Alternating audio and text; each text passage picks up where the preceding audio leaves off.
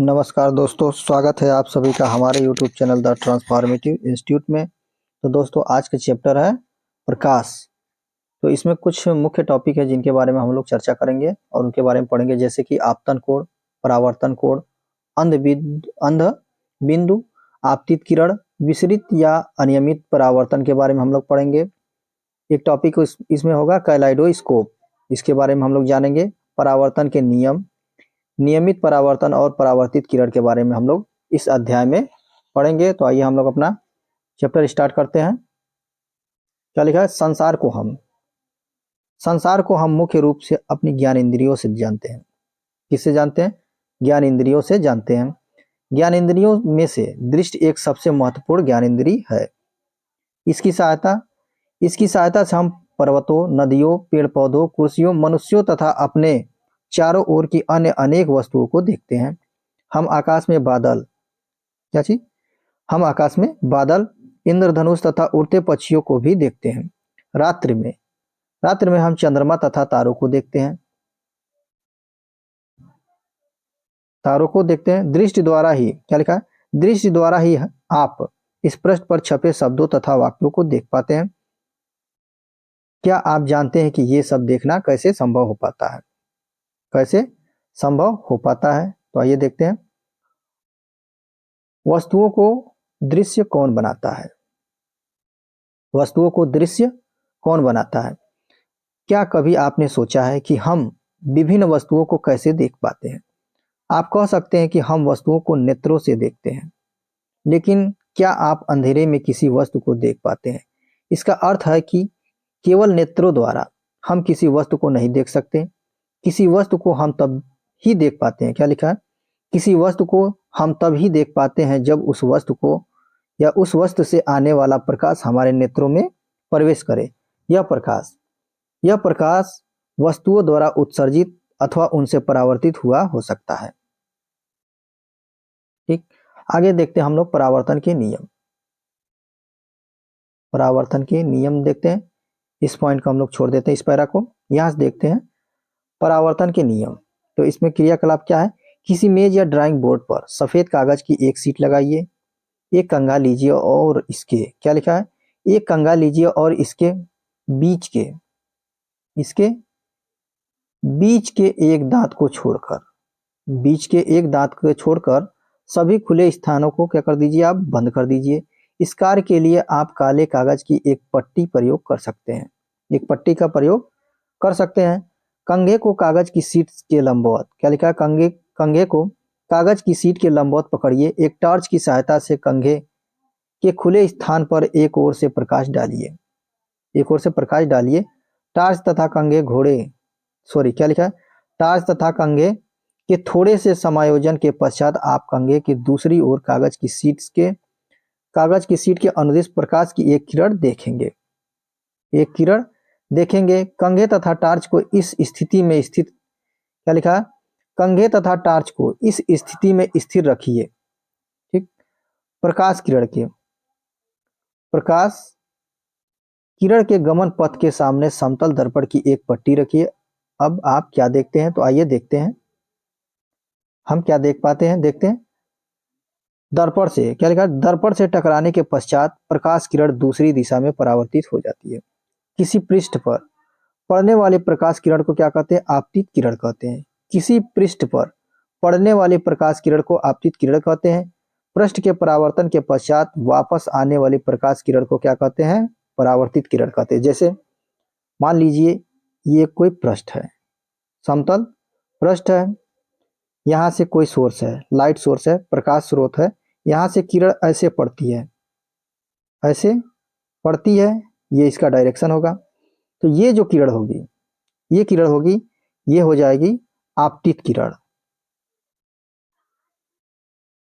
ये आपतित हो जाएगी और यहाँ से इस समतल जो प्लेट है, इससे टकराकर जो किरण वापस जाएगी, इसको क्या कहते हैं? ये हो जाएगी परावर्तित किरण। ये परावर्तित किरण हो जाएगी। आगे देखते हैं।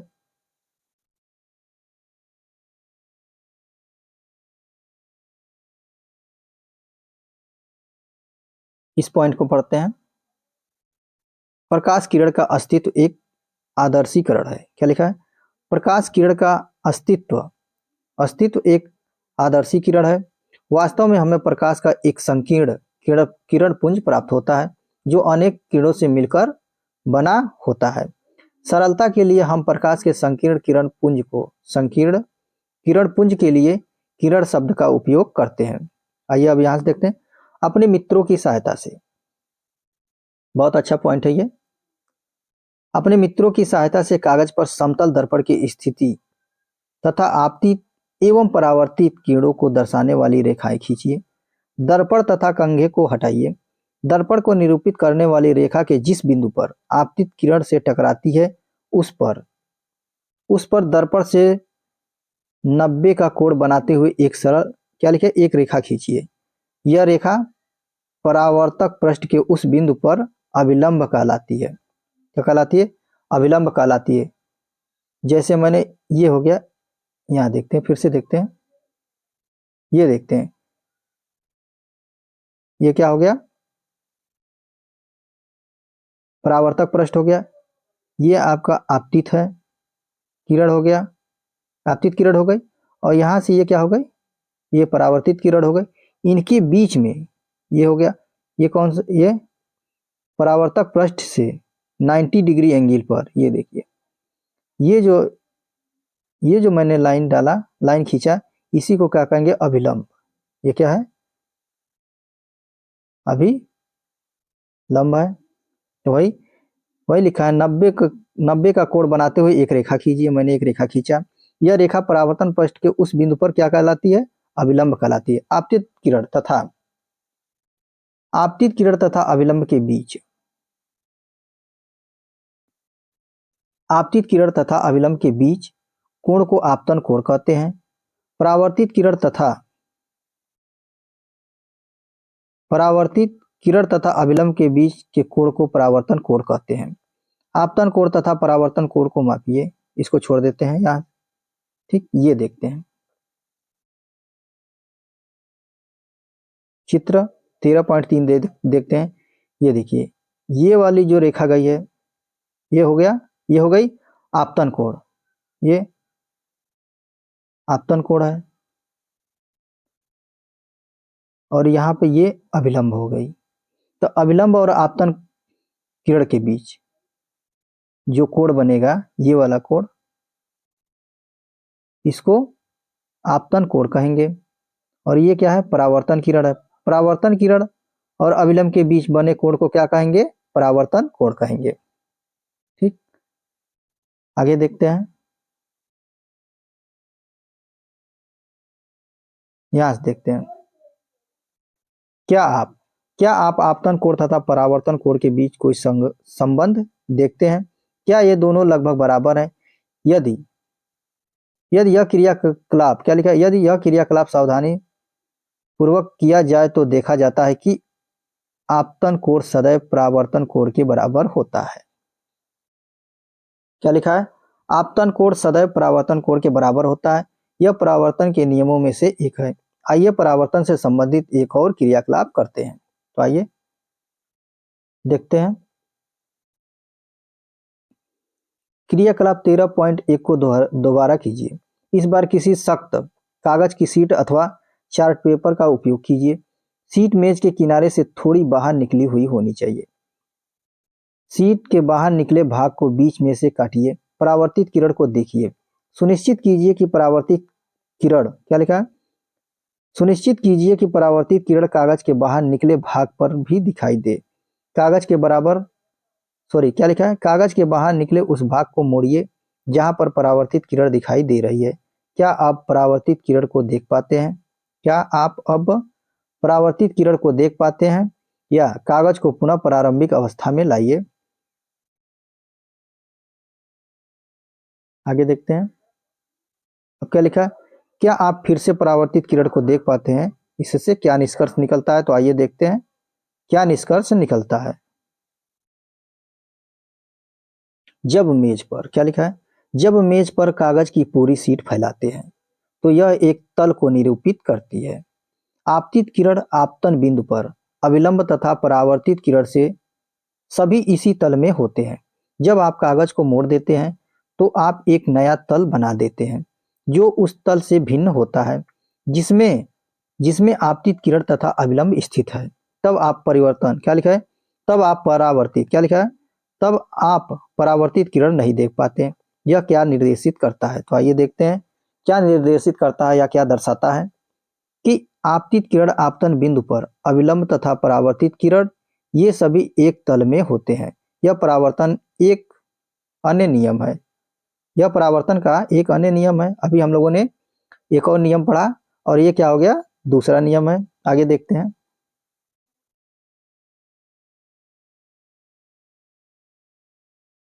यहां से देखते हैं। बूझो को याद आया कि उसने कक्षा 7 में क्या लिखा है, क्लास 7th में समतल दर्पण द्वारा बने किसी वस्तु के प्रतिबिंब के कुछ लक्षणों को अध्ययन किया था। पहेली ने उससे इन लक्षणों को स्मरण अर्थात याद करने के लिए पूछा। क्या पूछा, क्या प्रतिबिंब सीधा अथवा उल्टा, क्या प्रतिबिंब का साइज वस्तु के साइज के बराबर था, क्या प्रतिबिंब दर्पण के पीछे उतनी ही दूरी पर दिखाई दिया था जितनी दूरी पर वस्तु दर्पण के सामने रखी थी, क्या क्या प्रतिबिंब को पर्दे पर प्राप्त किया जा सकता था। आइए निम्नलिखित क्रियाकलाप से समतल दर्पण द्वारा प्रतिबिंब बनने के बारे में कुछ और अधिक समझे। तो क्रियाकलाप में हम देखते हैं, क्रियाकलाप 13.3 में हम देखते हैं क्या लिखा है, समतल दर्पण PQ के सामने एक प्रकाश स्रोत O रखा गया है। जैसे मैंने एक समतल दर्पण ऐसे खींच लिया, ये क्या होगा, समतल दर्पण हो गया। समतल दर्पण ये क्या है, P और Q है। ठीक, इनके सामने एक प्रकाश स्रोत रखा गया है। यहाँ पर मैंने एक प्रकाश स्रोत रखा, ठीक, प्रकाश स्रोत रखा और प्रकाश स्रोत ये कौन सा है, O पॉइंट है, O है। फिर लिखा दर्पण पर दो किरणें OA और OC, यहाँ से एक OA आई और एक OC आई। ठीक, OA और OC आती है, आपतित हो रही है। ठीक, क्या आप परावर्तित किरणों की दिशा ज्ञात कर सकते हैं, तो परावर्तित किरणें इसमें परावर्तन ऐसे होगा। ठीक, ये होगा, दिशा ज्ञात करते हैं। समतल दर्पण PQ, ये हो गया PQ के पृष्ठ के बिंदु AC पर अविलंब खींचिए। इसको मैंने अविलंब खींचा ऐसे, ये अविलंब हो जाएगा।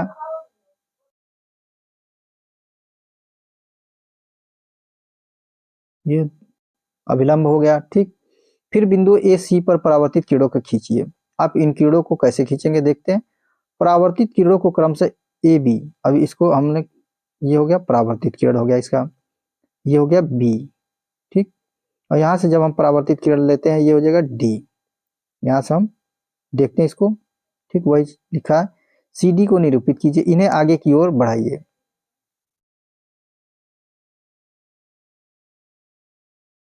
अभी हम इसको नीचे देखते हैं, अगले पेज पर। CD को निरूपित कीजिए, इन्हें आगे की ओर बढ़ाइए। क्या ये मिलती है, अब इन्हें पीछे की ओर बढ़ाइए। क्या अब ये मिलती हैं, क्या अब ये मिलती, देखते हैं अभी मिलेंगी पीछे। यदि ये मिलती हैं तो इस बिंदु पर I अंकित कीजिए। क्या परावर्तित किरणें ई पर स्थित चित्र पर, ई पर स्थित चित्र पर स्थित किसी स्थित स्थित किसी दर्शक के नेत्र को बिंदु I से आती प्रतीत होती है, क्योंकि परावर्तित किरणें वास्तव में I पर नहीं मिलती बल्कि मिलती हुई प्रतीत होती है। इसलिए हम कहते हैं कि बिंदु O का आभासी प्रतिबिंब I पर बनता है। ठीक, आगे देखते हैं, यहां से देखते हैं ये वाला चित्र। यहाँ पर हम लोगों ने क्या पढ़ा था, समतल दर्पण PQ, ये हो गया समतल दर्पण PQ हो गया। ठीक, PQ पर एक प्रकाश स्रोत है, ये इस पर से आपतित किरणें A और C ये आती हैं।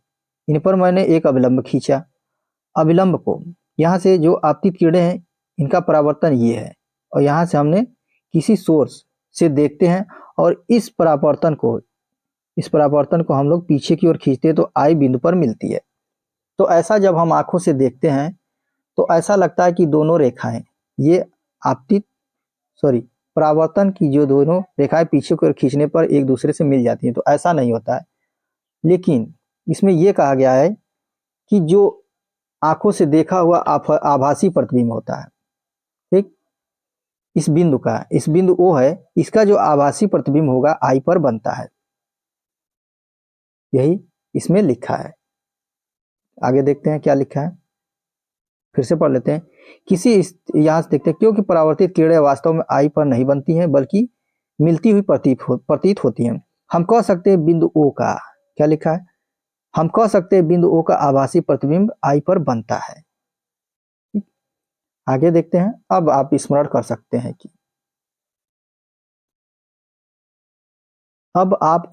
सकते हैं कि दर्पण द्वारा बने प्रतिबिंब में वस्तु का बायां भाग दाईं ओर तथा दायां भाग बाईं ओर दिखाई पड़ता है तथा इस परिघटना को क्या करते हैं, पार्श्व परिवर्तन कहते हैं। क्या कहते हैं, पार्श्व परिवर्तन कहते हैं। अब देखते हैं नियमित तथा विसरित परावर्तन के बारे में हम लोग पढ़ते हैं।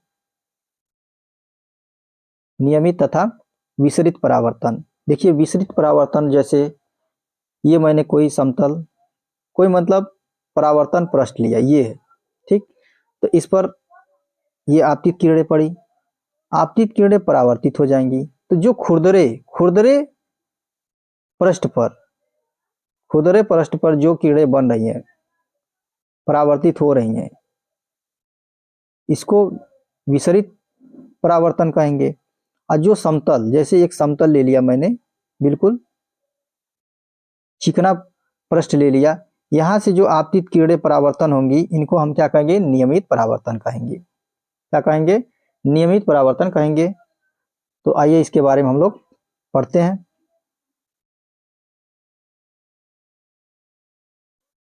यहां से पढ़ते हैं, जब सभी समांतर किरणें, क्या लिखा है, जब सभी समांतर किरणें किसी खुरदरे या अनियमित पृष्ठ से परावर्तित होने के पश्चात समांतर नहीं होती हैं। क्या लिखा है, जब सभी समांतर किरणें किसी खुरदरे या अनियमित पृष्ठ से परावर्तित होने के पश्चात समांतर नहीं होती हैं, तो ऐसे परावर्तन को विसरित परावर्तन कहते हैं। क्या कहते हैं, विसरित परावर्तन कहते हैं। याद रखिए कि विसरित परावर्तन में भी परावर्तन के नियमों का सफलतापूर्वक पालन होता है। प्रकाश का विसरण गत्ते जैसे विषय परावर्ती पृष्ठ पर अनियमितताओं के कारण होता है। इसके विपरीत, क्या लिखा है, इसके विपरीत दर्पण जैसे चिकने पृष्ठ से होने वाले परावर्तन को नियमित परावर्तन कहते हैं। नियमित परावर्तन कहते हैं। ये देखिए नियमित परावर्तन को दिखाया गया, ये चिकना दर्पण है, पृष्ठ दर्पण है, ये नियमित परावर्तन को दिखाया गया। इसमें इस वाले चित्र में खुरदरे दर्पण पर किरण के परावर्तन को दिखाया गया है। आगे देखते हैं।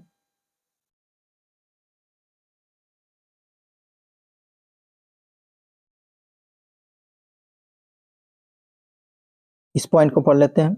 क्या हम सभी वस्तुओं को परावर्तित प्रकाश के कारण ही देखते हैं? तो आइए देखते हैं। आपके चारों ओर की लगभग सभी वस्तुएं,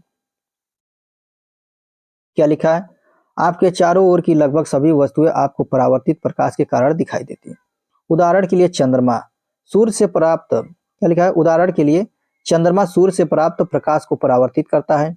इस प्रकार हम चंद्रमा को देखते हैं। जो पिंड दूसरी वस्तुओं से, बहुत बढ़िया पॉइंट है, जो पिंड दूसरी वस्तुओं के प्रकाश में चमकते हैं उन्हें प्रदीप्त पिंड कहते हैं। कौन सा पिंड कहते हैं? प्रदीप्त पिंड कहते हैं। ठीक, आगे देखते हैं। कुछ अन्य पिंड है, क्या लिखे, कुछ अन्य पिंड है जो स्वयं का प्रकाश उत्सर्जित करते हैं, जैसे सूर्य, मोमबत्ती की ज्वाला तथा विद्युत लैंप। इनका प्रकाश हमारे नेत्र पर पड़ता है। इस प्रकार हम इन पिंडों को देखते हैं। जो पिंड स्वयं का प्रकाश उत्सर्जित करते हैं वे दीप्त पिंड कहलाते हैं। कौन सा पिंड कहलाते हैं? दीप्त पिंड कहलाते हैं। आगे देखते हैं परावर्तित प्रकाश को पुनः परावर्तित किया जा सकता है। तो आइए इसको हम लोग देखते हैं। स्मरण कीजिए, क्या लिखा है, स्मरण कीजिए जब पिछली बार आप किसी केश प्रसाधक का मतलब होता है सैलून की दुकान, जहाँ बाल कटवाने लोग जाते हैं वहां पर। स्मरण कीजिए कि जब पिछली बार आप किसी केश प्रसाधक के यहाँ गए थे, उसने आपको एक दर्पण के सामने बैठाया था। बाल कट चुकने के पश्चात उसने आपके पीछे की ओर एक दर्पण रखा था। हम दूसरे दर्पण की सहायता से आप सामने वाले दर्पण में यह देख सकते थे कि आपके बाल कैसे कटे हैं, जैसे कि चित्र 13.9 में दिखाया गया है। ये देखिए, आगे देखते हैं। क्या आप बता सकते हैं कि अपने सिर के पीछे बालों को कैसे देख पाए थे? ठीक, तो आगे देखते हैं।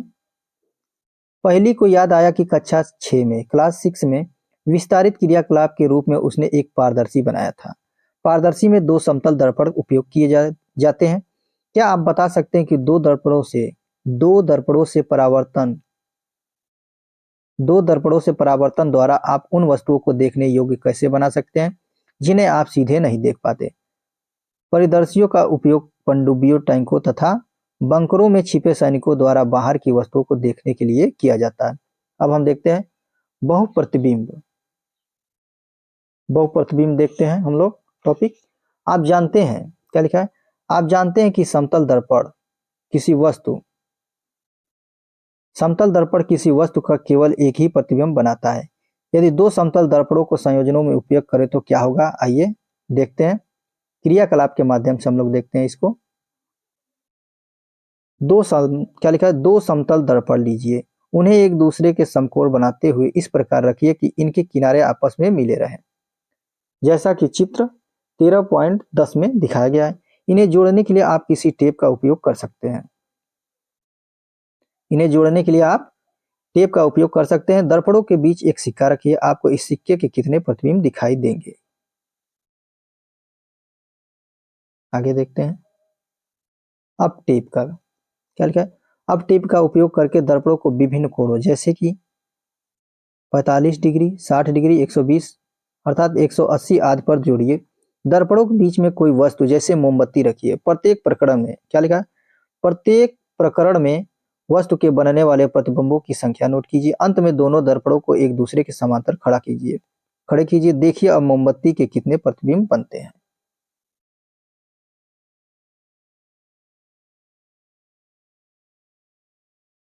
आगे देखते हैं,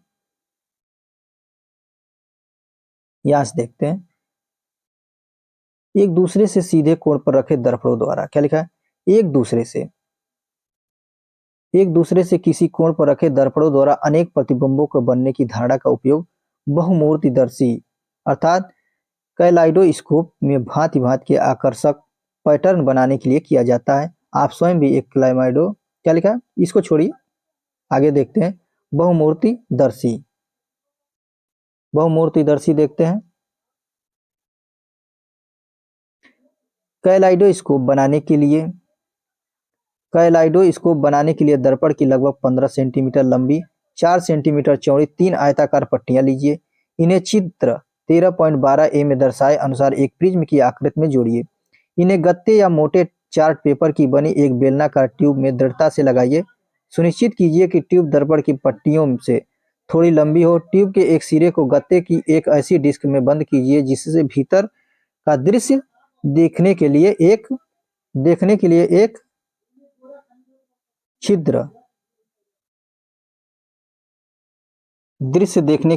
छिद्र बना हो। डिस्क को टिकाऊ, क्या लिखा? डिस्क को टिकाऊ बनाने के लिए इसके नीचे पारदर्शी प्लास्टिक की शीट चिपका दीजिए। ट्यूब के दूसरे सिरे पर समतल कांच की एक वृत्ताकार प्लेट दर्पणों को छूते हुए दृढ़ता पूर्वक लगाइए। इस प्लेट पर छोटे छोटे रंगीन कांच के कुछ टुकड़े जैसे कि रंगीन चूड़ियों के टुकड़े रखिए। ट्यूब के इस सिरे को घिसे हुए कांच की प्लेट से बंद कीजिए।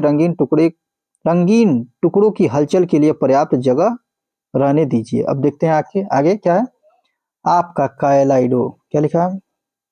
कैलाइडोस्कोप तैयार है। अब आप छिद्र से झांकते हैं तो आपको ट्यूब में भांति भांति के पैटर्न दिखाई देते हैं। कैलाइडोस्कोप की एक रोचक विशेषता यह है कि आप कभी भी एक पैटर्न दोबारा नहीं देख पाएंगे। प्रायः दीवारों, क्या लिखा है? प्रायः दीवारों वाले कागजों तथा वस्त्रों के डिजाइन बनाने वाले, क्या लिखा है? बनाने वाले तथा कलाकार, सॉरी फिर से मैं पढ़ता हूँ। आप कभी भी एक पैटर्न को दोबारा नहीं देख पाएंगे। क्या लिखा है? प्रायः दीवारों वाले कागजों तथा वस्त्रों के डिजाइन बनाने वाले तथा कलाकार कैलाइडोस्कोप का उपयोग नए नए पैटर्न की कल्पना करने के लिए बनाते हैं। बनाते हैं। ठीक, आगे क्या लिखा है, आपने, अपने क्या लिखा है, अपने अपने खिलौने को आकर्षक बनाने के लिए आप इस पर रंगीन कागज चिपका सकते हैं। अब देखते हैं सूर्य का प्रकाश श्वेत रंगीन, श्वेत या रंगीन। कक्षा 7 में क्या लिखा, कक्षा 7 में आपने सीखा कि सूर्य के प्रकाश को श्वेत प्रकाश के रूप में जाना जाता है। आपने यह भी सीखा कि इसमें 7 रंग होते हैं। आगे पढ़ते हैं, क्रियाकलाप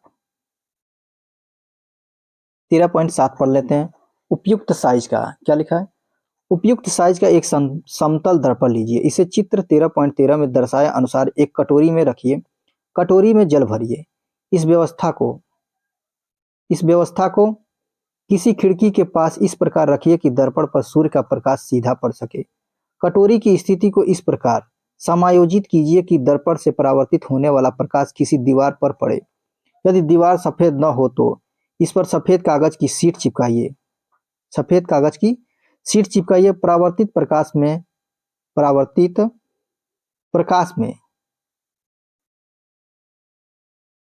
आपको अनेक रंग दिखाई देंगे। आप इसकी व्याख्या किस प्रकार करेंगे, तो आइए देखते हैं। दर्पण एवं जल संयुक्त रूप से क्या लिखा है, दर्पण एवं जल संयुक्त रूप से एक प्रिज्म बनाते हैं, एक प्रिज्म बनाते हैं। यह प्रकाश को इसके रंगों में विभक्त कर देता है, जैसा कि आपने कक्षा 7 में अध्ययन किया था। प्रकाश के क्या लिखा, प्रकाश के अपने रंगों में विभाजित होने को प्रकाश का विक्षेपण कहते हैं। इंद्रधनुष विक्षेपण को दर्शाने वाली क्या लिखा, एक प्राकृतिक घटना है, एक प्राकृतिक घटना है। अब देखते हैं हमारे नेत्रों की संरचना क्या है, हमारे नेत्रों की संरचना क्या है। हम वस्तुओं को तभी देख पाते हैं जब उनसे आने वाला किरण हमारे नेत्रों में प्रवेश करता है।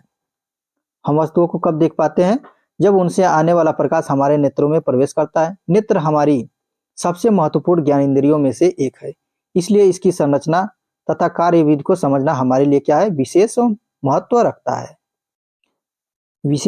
रखता है। हमारे नेत्र की आकृति लगभग गोलाकार है। नेत्र का बाहरी आवरण सफेद होता है या कठोर होता है ताकि यह नेत्र को क्या लिखा है, ताकि यह नेत्र के आंतरिक भागों की दुर्घटनाओं से बचाव कर सके। इसके पारदर्शी अग्रभाग को कॉर्निया या स्वच्छ मंडल कहते हैं। कॉर्निया के पीछे हम एक गहरे रंग की पेशियों की संरचना पाते हैं। किसकी संरचना पाते हैं, पेशियों की संरचना पाते हैं, जिसे हम परितारिका या आइरिस कहते हैं। आइरिस में एक छोटा सा द्वार होता है जिसे पुतली कहते हैं।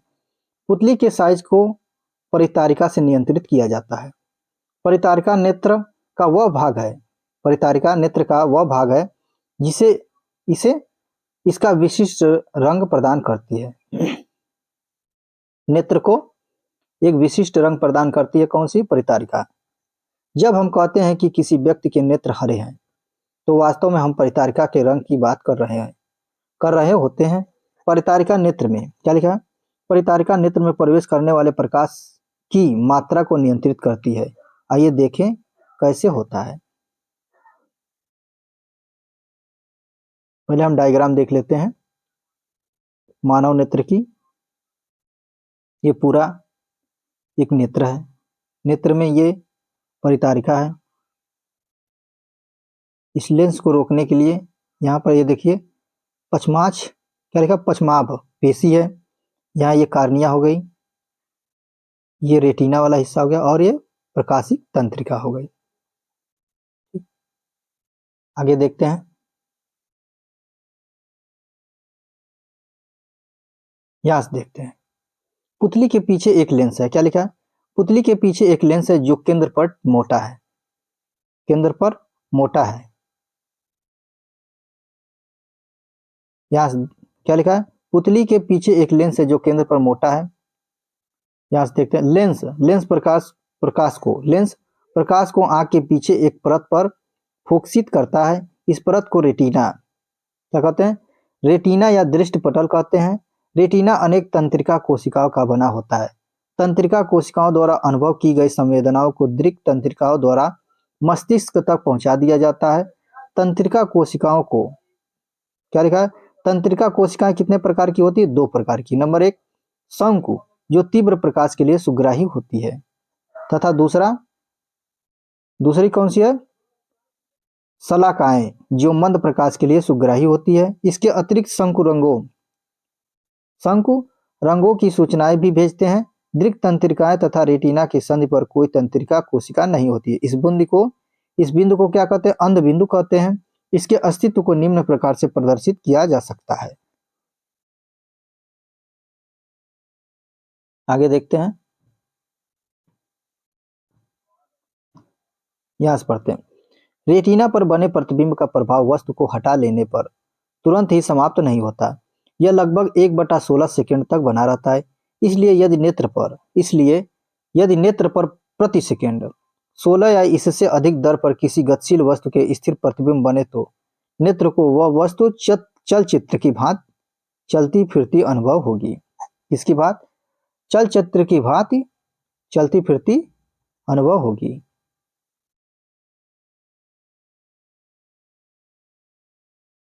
हम जो चलचित्र देखते हैं, क्या लिखा है? हम जो चलचित्र देखते हैं वह वास्तव में कुछ कुछ भिन्न अनेक चित्रों का उपयुक्त क्रम में पर्दे पर प्रक्षेपण है। उन्हें नेत्र के सामने प्रायः 24 प्रतिबिंब प्रति सेकंड 16 प्रति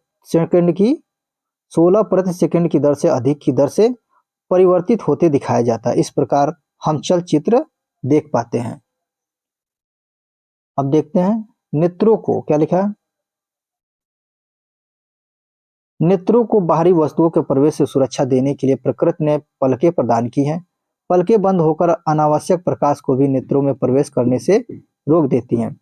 नेत्र एक ऐसा अद्भुत यंत्र है, क्या लिखा है? नेत्र एक ऐसा अद्भुत यंत्र है कि सामान्य नेत्र दूर स्थित वस्तुओं के साथ साथ निकट की वस्तुओं को भी स्पष्टया देख सकता है। वह न्यूनतम दूरी जिस पर नेत्र वस्तुओं को स्पष्टतया देख सकता है। स्पष्टतया क्या लिखा है? स्पष्टतया देख सकता है, आयु के साथ परावर्तित होती रहती है। सामान्य नेत्र द्वारा पढ़ने के लिए सर्वाधिक सुविधाजनक दूरी लगभग 25 सेंटीमीटर होती है। कुछ मनुष्य, क्या लिखा है? कुछ मनुष्य पास रखी वस्तुओं को स्पष्ट रूप से देख सकते हैं, परंतु कुछ दूरी की वस्तुओं को स्पष्ट नहीं देख पाते। इसके विपरीत कुछ मनुष्य निकट रखी वस्तुओं को सुस्पष्ट नहीं देख पाते, परंतु दूर की वस्तुओं को स्पष्ट देख सकते हैं। उचित संशोधक लेंसों के उपयोग द्वारा क्या लिखा है? नेत्र के इन दृष्टि दोषों का संशोधन किया जा सकता है। कभी कभी विशेष रूप से वृद्धावस्था में नेत्र दृष्टि धुंधली हो जाती है। यह नेत्र लेंस के धुंधला हो जाने के कारण होता है। ऐसा होने पर यह कहा जाता है कि नेत्र में मोतियाबिंद विकसित हो रहा है। इसके कारण दृष्टि कमजोर हो जाती है, जो कभी कभी अत्यधिक गंभीर रूप ले लेता है। इस दोष को, क्या लिखा है? इस दोष की चिकित्सा संभव है। अपारदर्शी लेंस को हटाकर, क्या लिखा है? अपारदर्शी लेंस को हटाकर एक नया कृत्रिम लेंस लगा दिया जाता है। आधुनिक प्रौद्योगिकी ने इस प्रक्रिया को और सरल एवं सुरक्षित बना दिया है। अब देखते हैं नेत्रों की देखभाल कैसे करते हैं। नेत्रों की देखभाल, यह आवश्यक है कि, क्या लिखा है? यह आवश्यक है कि आप अपने नेत्रों की उचित देखभाल करें। यदि कोई भी समस्या है तो आपको किसी नेत्र विशेषज्ञ के पास जाना चाहिए। नेत्रों की नियमित जांच कराइए। यदि परामर्श दिया गया तो, क्या लिखा है? यदि परामर्श दिया गया तो उचित चश्मे का उपयोग कीजिए। नेत्रों के लिए बहुत कम या बहुत अधिक प्रकाश हानिकारक है। अपर्याप्त प्रकाश से नेत्र खिंचाव तथा सरदर्द हो सकता है। सूर्य या किसी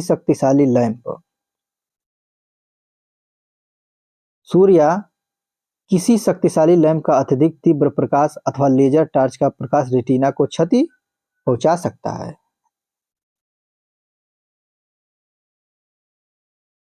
अब देखते हैं इस पॉइंट को पढ़ लेते हैं। जंतुओं के नेत्र, क्या लिखा है? जंतुओं के नेत्र विभिन्न आकृतियों के होते हैं। केकड़े के नेत्र बहुत छोटे होते हैं, परंतु इनके द्वारा केकड़ा चारों ओर देख सकता है, इसलिए यदि शत्रु पीछे से भी उसकी ओर आता है तब भी उसे पता लग जाता है। तितली के बड़े नेत्र होते हैं जो सहस्रों छोटे नेत्रों से मिलकर बने प्रतीत होते हैं। यह केवल सामने अथवा पार्श्व में ही नहीं बल्कि पीछे का भी देख सकती है। उल्लू रात में भली भांति देख सकता है परंतु दिन में नहीं देख पाता। इसके विपरीत दिन के प्रकाश में सक्रिय पक्षी जैसे कि चील, गरुड़ दिन में अच्छी प्रकार देख सकते हैं लेकिन रात में ठीक से नहीं देख पाते। उल्लू के नेत्र में बड़ा कॉर्निया तथा बड़ी पुतली होती है ताकि नेत्र में अधिक प्रकाश प्रवेश कर सके। इसी के साथ साथ इसके रेटिना में बड़ी संख्या में क्या लिखा है? बड़ी संख्या में शलाकाएं होती हैं तथा केवल कुछ ही शंकु होते हैं। इसके विपरीत दिन के पक्षियों के नेत्रों में शंकु अधिक तथा शलाकाएं कम होती हैं। ठीक, अब देखते हैं।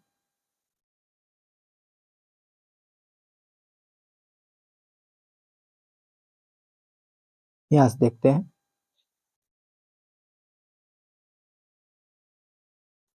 हम लोग पढ़ रहे थे, टॉपिक क्या था? नेत्रों की देखभाल। तो नेत्रों की देखभाल में हम ये पॉइंट अब देखते हैं। सूर्य या किसी शक्तिशाली प्रकाश स्रोत को कभी भी सीधा मत देखिए। क्या लिखा है? सूर्य या किसी शक्तिशाली प्रकाश स्रोत को कभी भी सीधा मत देखिए। अपने नेत्रों को कभी मत रगड़िए। यदि आपके नेत्रों में कोई क्या लिखा है? यदि आपके नेत्रों में कोई धूल का कण गिर जाए तो नेत्रों को स्वच्छ जल से धोइए। यदि कोई सुधार न हो तो डॉक्टर के पास जाइए। पठन सामग्री को केवल सदैव दृष्टि की सामान्य दूरी पर रखकर पढ़िए। अपनी पुस्तक को नेत्रों के बहुत समीप लाकर अथवा उसे नेत्र से बहुत दूर ले जाकर मत पढ़िए। कक्षा 6 में क्या लिखा है? क्लास 6 में अपने संतुलित आहार के बारे में सीखा था। यदि भोजन में किसी अवयव का अभाव है, इससे नेत्रों को भी क्षति हो सकती है। भोजन में विटामिन ए का अभाव नेत्रों के अनेक रोगों के लिए उत्तरदायी होता है। इनमें सबसे अधिक क्या है? समान रोग क्या है? रतौंधी है। इसलिए हमें अपने आहार में विटामिन ए युक्त अवयवों को सम्मिलित करना चाहिए। कच्ची गाजर, फूल गोभी तथा हरी सब्जियां। कच्चे गाजर और फूल गोभी तथा हरी सब्जियां जैसे कि पालक तथा कॉड लीवर तेल में विटामिन ए की प्रचुर मात्रा पाई जाती है। अंडे, दूध, दही, पनीर, मक्खन एवं फल जैसे आम तथा पपीता भी इनमें भी विटामिन ए भरपूर मात्रा में होती है। अब देखते हैं। चाक्षुष विकृत वाले व्यक्ति पढ़ लिख सकते हैं। कुछ व्यक्ति, क्या लिखा? कुछ व्यक्ति जिनमें बच्चे भी सम्मिलित हैं, चाक्षुष जो दृष्टि संबंधी ये विकार है, अक्षमता से पीड़ित होते हैं। उनकी वस्तुओं को देखने के लिए सीमित दृष्टि होती है। कुछ व्यक्ति जन्म से ही बिल्कुल नहीं देख पाते। कुछ व्यक्ति किसी बीमारी या किसी चोट के कारण अपनी दृष्टि खो देते हैं। ऐसे व्यक्ति स्पर्श द्वारा अथवा ध्वनियों को ध्यानपूर्वक सुनकर वस्तुओं को पहचानने का प्रयत्न करते हैं। वे अपनी दूसरी ज्ञान इंद्रियों को अधिक विकसित कर लेते हैं। तथापि अतिरिक्त संसाधन, क्या लिखा है? अतिरिक्त संसाधन उन्हें अपनी क्षमताओं को और अधिक विकसित करने के लिए सक्षम बना सकते हैं।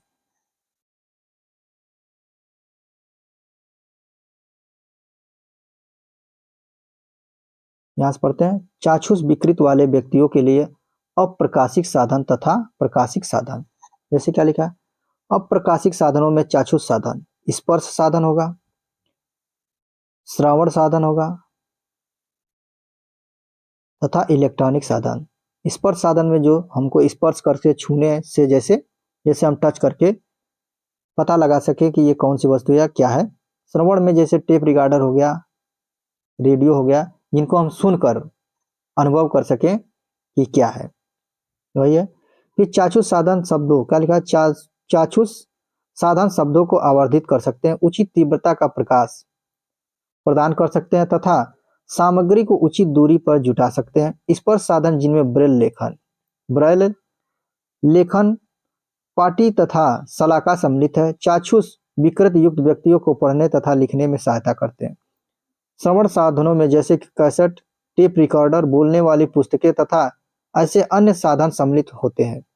बोलने वाले कैलकुलेटर तथा कंप्यूटर जैसे इलेक्ट्रॉनिक साधन भी उपलब्ध हैं, जिनसे अनेक संगणना कार्य भी किए जा सकते हैं। बंद परिपथ जैसे कि टेलीविजन भी एक इलेक्ट्रॉनिक साधन है, जो मुद्रित मुद्रित सामग्री को उचित विपर्यास तथा प्रदीप्त के साथ आवर्धित करता है। आजकल श्रवण सीडी तथा कंप्यूटरों के साथ वाक्य यंत्र भी वांछित विषय को सुनने तथा लिखने में अत्यधिक सहायक है। अब देखते हैं प्रकाशिक साधनों में क्या है। द्विफोक्सी लेंस, सस्पेंस क्या लिखा है, संस्पर्श लेंस, रंजित लेंस, आवर्धक तथा दूरबीन साधन सम्मिलित है। जबकि लेंसों के संयोजन चाक्षुष सीमा बंधन के संशोधन के लिए उपयोग किए जाते हैं। दूरबीनी साधन चाक बोर्ड तथा कक्षा प्रदर्शनों को देखने के लिए उपलब्ध है। अब देखते हैं ब्रेल पद्धति क्या है। ब्रेल पद्धति पहले देख लेते हैं इनके बारे में। लुई ब्रेल जो स्वयं एक चक्षुष विकृत युक्त व्यक्ति थे, इन्होंने चक्षुष विकृत युक्त व्यक्तियों के लिए एक पद्धति विकसित की तथा इसे 1821 में प्रकाशित किया गया। अब देख लेते हैं ब्रेल पद्धति क्या है। चाक्षुष विकृत युक्त व्यक्तियों के लिए सर्वाधिक लोकप्रिय साधन क्या है, ब्रेल कहलाता है। आगे देखते हैं वर्तमान पद्धति 1932 में अपनाई गई। सामान्य भाषाओं जैसे कि गणित तथा वैज्ञानिक विचारों के लिए ब्रेल कोड है। ब्रेल पद्धति का उपयोग करके अनेक भारतीय भाषाओं को पढ़ा जा सकता है।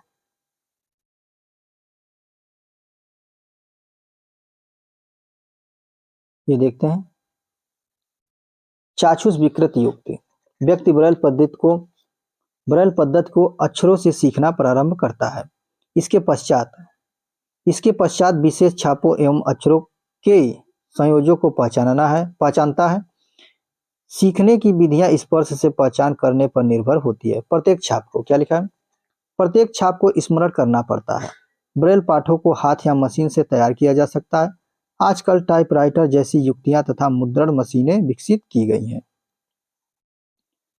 अब देखते हैं हम लोग प्रमुख शब्द क्या हैं जिनकी चर्चा या जिनके बारे में हम लोगों ने पढ़ा है इस अध्याय में, जैसे कि आपतन कोड, परावर्तन कोड, अंधबिंदु, ब्रेल, शंकु, स्वच्छ मंडल या कॉर्निया, विसरित या अनियमित परावर्तन, आपतित किरण, परितारिका या आइरिस के बारे में हम लोगों ने पढ़ा। फिर उसके बाद बहुमूर्तिदर्शी अर्थात कैलाइडोस्कोप के बारे में हम लोगों ने पढ़ा। पार्श्व परिवर्तन, परावर्तन के नियम, पुतली, परावर्तित किरण, परावर्तन, नियमित परावर्तन, दृष्टिपटल जैसे कि रेटिना, सलाकाएं क्या लिखा है, सलाकाएं आदि के बारे में हम लोगों ने इस चैप्टर में पढ़ा। अब देखते हैं कि आपने क्या सीखा, अर्थात हम लोगों ने क्या सीखा इस चैप्टर में। तो देखते हैं क्या लिखा है। प्रकाश सभी पृष्ठों से परावर्तित होता है। जब प्रकाश किसी चिकने पॉलिश को क्या लिखा है, जब प्रकाश किसी चिकने पॉलिश किए हुए तथा नियमित पृष्ठों पर आपतित होता है तो इसे नियमित परावर्तन कहते हैं। विसरित या अनियमित परावर्तन खुरदरे पृष्ठों से होता है। परावर्तन के कितने नियम, 2 नियम है। क्या, आपतन कोण परावर्तन कोण के बराबर होता है। आपतित किरण परावर्तित किरण तथा परावर्तक पृष्ठ पर क्या लिखा है, आपतित किरण परावर्तित किरण तथा परावर्तक पृष्ठ पर आपतन बिंदु पर खींचा गया अभिलंब एक ही तल में होते हैं। अब देखते हैं दर्पण द्वारा बने प्रतिबिंब। दर्पण द्वारा बने प्रतिबिंब में पार्श्व परिवर्तन होता है। किसी कोण पर झुके 2 दर्पण अनेक प्रतिबिंब बना सकते हैं। बहुलित परावर्तन के कारण कैलाइडोस्कोप में सुंदर पैटर्न बनते हैं। सूर्य का प्रकाश जो श्वेत प्रकाश कहलाता है 7 रंगों से मिलकर बना है। प्रकाश के क्या लिखा है, प्रकाश के अपने घटक रंगों में विभक्त होने को विक्षेपण कहते हैं। हमारे नेत्र के महत्वपूर्ण भाग कौन कौन से हैं, देखते हैं। हमारे नेत्र के महत्वपूर्ण भाग कौन कौन से हैं, जैसे कि कॉर्निया, जिसे क्या कहते हैं, स्वच्छ मंडल भी कहते हैं, आइरिस या परितारिका, पुतली, लेंस, रेटिना तथा दृक् तंत्रिकाएं। सामान्य नेत्र समीप तथा दूर की वस्तुओं को स्पष्ट देख सकते हैं। ब्रेल पद्धति का उपयोग करके चाक्षुष विकृत युक्त व्यक्ति पढ़ तथा लिख सकते हैं। चाक्षुष विकृत युक्त व्यक्ति अपने पर्यावरण से संपर्क के लिए अपनी दूसरी ज्ञानेंद्रियों को अधिक तीक्ष्णता से विकसित कर लेते हैं। अब देखते हैं क्वेश्चन, कुछ क्वेश्चन है जिनको हम लोग पढ़ लेते हैं।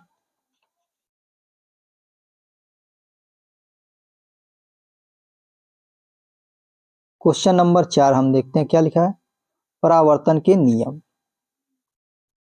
परावर्तन के नियम हमने अभी पढ़ा है कि आपतन कोण, नंबर 1 क्या होगा, आपतन कोण परावर्तन कोण के बराबर होता है। आपतन कोण परावर्तन के बराबर होता है। और दूसरा नियम हम लोगों ने इसमें क्या पढ़ा कि आपतित किरण, परावर्तित किरण तथा परावर्तक पृष्ठ पर आपतन बिंदु पर खींचा गया अभिलंब एक ही तल में होते हैं, एक ही तल में होते हैं।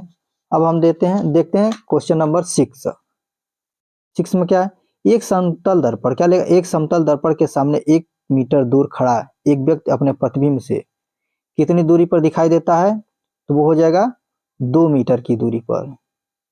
कितने मीटर की दूरी पर, 2 मीटर की दूरी पर दिखाई देता है। बी देखते हैं, यदि किसी समतल दर्पण के सामने, यदि किसी समतल दर्पण के सामने खड़े होकर आप अपने बाएं हाथ से अपने बाएं कान, यहां पर क्या होगा,